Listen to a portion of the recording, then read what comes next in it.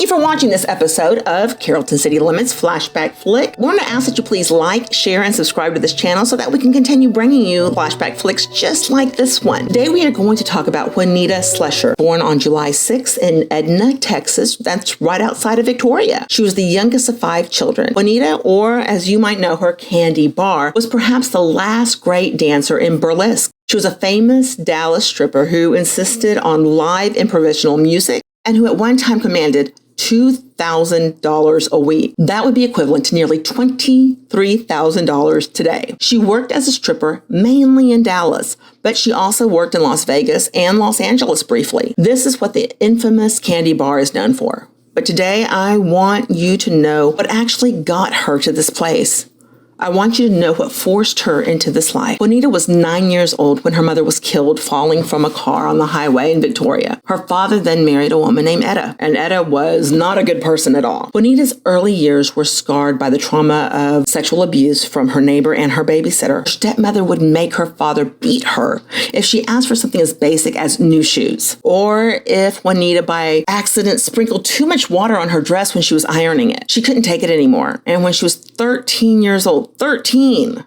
That's the age of someone in the 7th or 8th grade today. She ran away and she was only wearing the dress she had on, and she said it wasn't a complete rag, so it was going to do. She walked off her father's farm in Edna early one morning and she headed for Dallas. At 13 years old, she worked in a motel, and not one of the better ones either. It was there that Juanita began working as a prostitute. At the age of 14, she married her first husband. His name was Billy Joe Debs. Marriage came to a stop after Debs was in prison for safecracking. This time that Juanita began working as a waitress before becoming an exotic dancer. At the age of 15, Juanita appeared in one of the most famous and widely circulated underground porn movies. Because it was of widespread distribution and popularity, she's been called the first porn star by the media. And this makes me sick. This is absolutely disgusting. It should be a crime to watch, have a copy, or distribute this film in any way. I would like to remind everyone, Juanita was only 15 years old when she was forced into doing this. Juanita said that she was drugged and coerced into appearing in the movie without her consent. And at 15, it doesn't matter if she had consent or not. She was 15, a minor.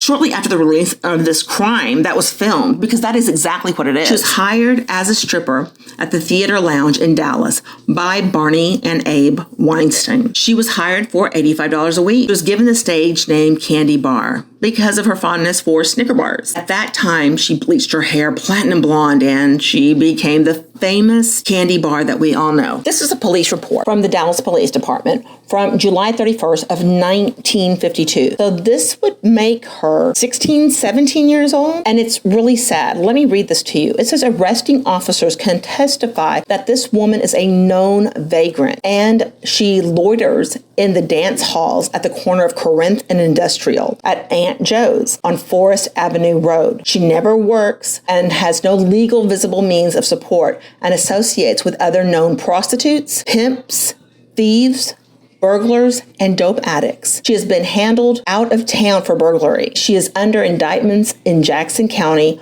for theft. Now this is sad because she didn't have a family. She didn't have anyone. She didn't know what else to do. She left home at 13 years old. This happened in January of 1956. Sharing a spotlight is another stripper, 23-year-old Lou Mixon, who claims Candy kicked and scratched her Friday night in a tiff at the Artist Club in downtown Dallas. Candy denies that she threatened Lou or that she kicked or scratched her. Candy says she obviously isn't jealous about the husband she shot, and in fact, she doesn't want him. And Lou counters that she doesn't want him either, that Phillips only made the friendly gesture of volunteering to help her sell her car. So the very next month, in February of 1956, she goes to court for the shooting of her husband. In the Court of Justice of the Peace Byrd in Dallas, striptease performer Candy Barr appears for an examining trial. She is charged with the shooting and wounding of her estranged husband, Troy Phillips. Phillips, who is out of the hospital, finds a chair next to Candy and says he is in no mood to prosecute the case. He says they've been separated, but they have been talking about making up. Phillips is the only witness. He says he doesn't want to prosecute. He says he was staggering drunk when he went into Candy's apartment, that he remembers falling wounded into the floor, and he even admits to threatening her. Judge Byrd orders the case to the grand jury, and Phillips says he'd rather not testify before a grand jury either. Candy Barr is released on her own recognizance.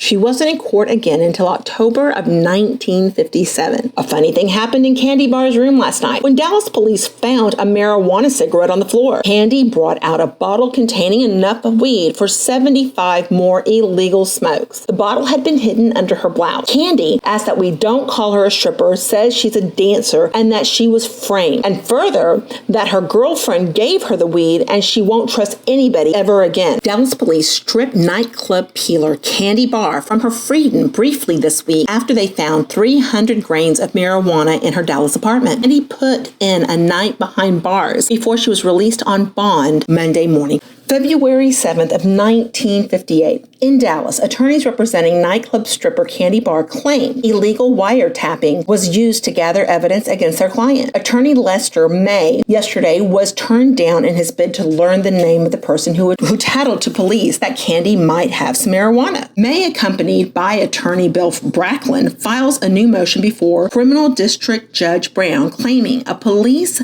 agent illegally tapped Candy's telephone a few days before she was arrested for possession of marijuana. The attorneys claim the agent rented an apartment in the same building where Candy resided and tapped her phone. The tap was discovered by a telephone company employee. The attorneys, in their motion, say the tap was a violation of federal law, and if anybody is prosecuted, it should be the police.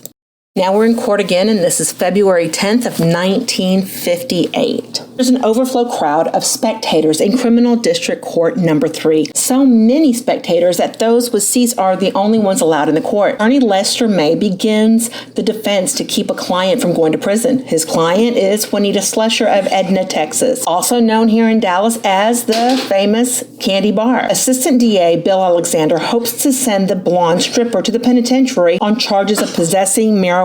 Attorney Bill Bracklin makes 2 motions before Criminal District Judge Brown. The first motion is for a change of venue, contending that Candy can't get a fair trial in Dallas County because of the heavy publicity in newspapers and on radio and even television. The second motion is for continuance in the case, which May asks after Judge Brown refuses to let him take up what May terms wiretapping by police. Reporter John Masick of the Dallas Morning News takes the stand. May asks Masick if he thinks Candy can get a fair trial in Dallas. Masick says he doesn't know. The judge says a jury panel will be called to find out if she can. A photographer wants a picture of Candy, but not frowning, so he writes her a note asking for a smile. He gets a smile from her. Not a big one at first, but it continues to grow as May begins questioning Dallas Vice and squad officers. Captain Ganaway from the Dallas Police Department is sworn in as a witness, questioned by May about the name Billy Paul. The defense maintains this was the name police used as a cover for wiring Candy's phone. Ganaway denies tapping was resorted to, but says Detective Harvey Taunton did occupy an apartment on the same floor under the name of James Daniel. Ganaway said he guaranteed payment on a utility bill for a Billy Paul. That person is fictitious. Judge Brown takes the motion for a change of venue under advisement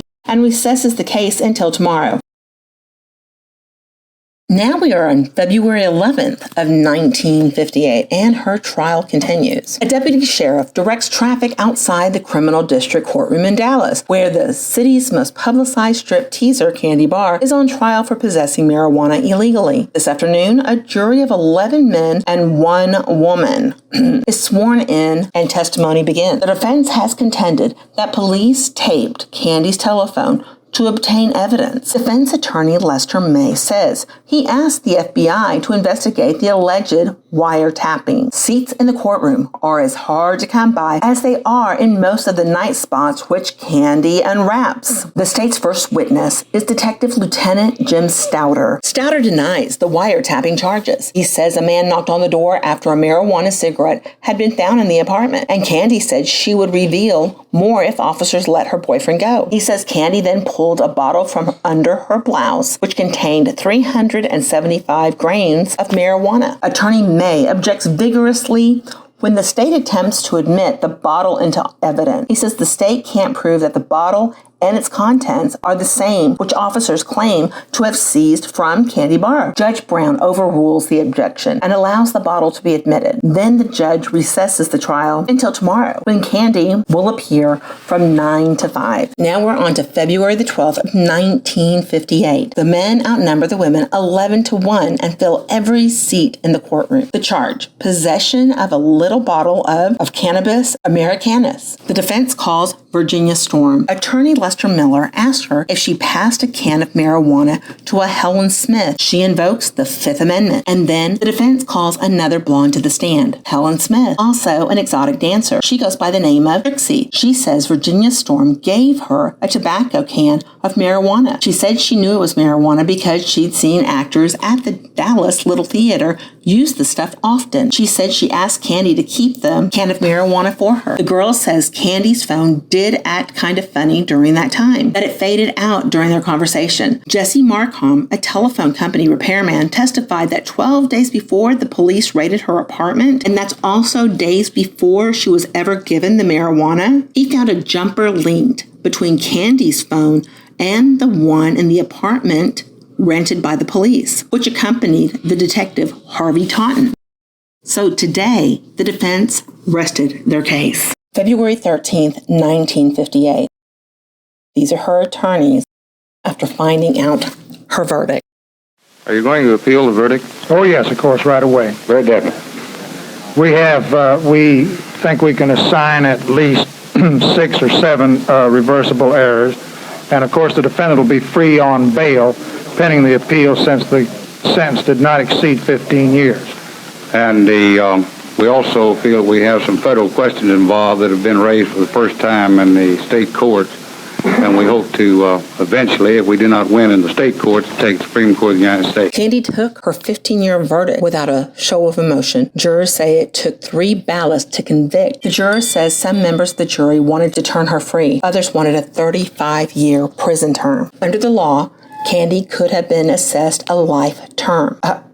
I can't even imagine. She would have to spend at least tonight in jail until she is freed on appeal bond. Defense attorneys Lester May and Bill Bracklin say they have lost their faith in the juries and our judicial system. This happened on March 3rd of 1958. Candy Barr's postponed request for a new trial finally is heard. Jury came to a decision of a 15-year prison term for her. After hearing final arguments, Judge Brown denies the motion for a new trial, and Judge Brown sets the appeal bond at $15,000. The bond is made, and Candy leaves the courtroom saying she expected her new trial motion to be denied. For the first time in 18 days, Candy walks out of the county jail. She says she doesn't know yet where her first strip performance will be. And these are the questions they asked her. And then I didn't read all of the script, but it continually refers to her as a stripper, an exotic dancer. They keep on making wisecracks about unwrapping her. I just don't see how she was able to even get a fair trial here. Okay, that's it. Well, it doesn't sound like a fair trial. It's not a fair trial. On December 4th of 1959, she entered the Gorey State Farm for women near Huntsville to serve her prison term. She once said, "I was a poor girl with no education. I thought I could save my money and go to college someday. But sometimes things just don't work out like you'd like them to." The police originally said that she possessed enough marijuana in a bottle to roll over 125 joints. In truth, there was less than an ounce, which would only be a misdemeanor today.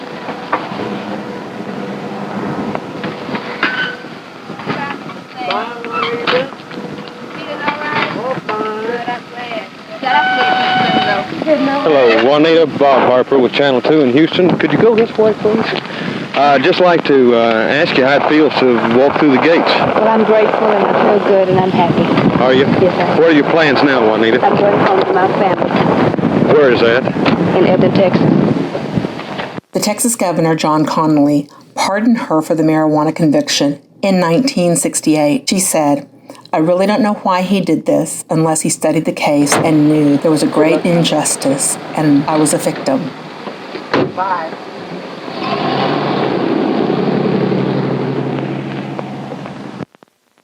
February 1968 in downtown Dallas. This is at the Colony Club. Do you have any trouble finding fresh routines, fresh dances, ideas? Well, I don't think about it. I don't go out with a routine. I just have the music, and every night it's a different emotion that I'm feeling. And whatever my emotion is, that's what I project. And you know, you're talking about the audience being quiet is because I'm projecting a new feeling, a new thing from inside me. You see, I'm projecting. I can't really know. I don't know, but used to they were not quiet, and I noticed in Vegas they were quiet. The audience was hushed, and so I'm projecting something that they can feel, and it's not something distasteful or hostile. You know, it's something that's warm and. I can't really explain to you. It's just a feeling that they know what I'm saying. They know. Well, actually, I can't really say one way or the other because I'm not aware too much of what's taken place. And I haven't broken any law since I've been in Brownwood. And I think I've kept my morals at a standard that I can be proud of, you know. And so I really don't understand any of the functions behind the whole thing. What are your plans now? Well, I don't have any yet. You know, you can't really build any plans on when your life is in a turmoil all the time, you know, by something or another, for some purpose or another. So I just, go from day to day and wonder what tomorrow's going to be. Let the world find someone else to talk about, she said in an interview with Texas Monthly in 2001. I like being left alone. Juanita is survived by her daughter, who still lives in Edna, Texas, her son-in-law, and her grandchildren.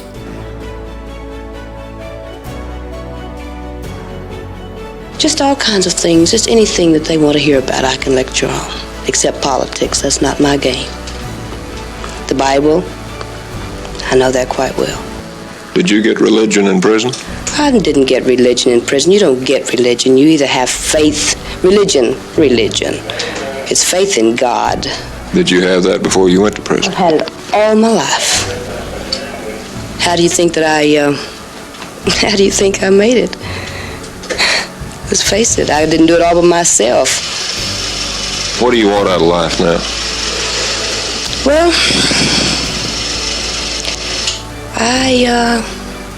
I'm not seeking anything specific. I have contentment, and I have good feelings about, I love people, and I have a lot to give. And so I'm not really seeking anything. On December 30th of 2005, Juanita died at the age of 70 from complications of pneumonia at a hospital in Vistoria, Texas. The local newspaper had forgotten to even write her obituary.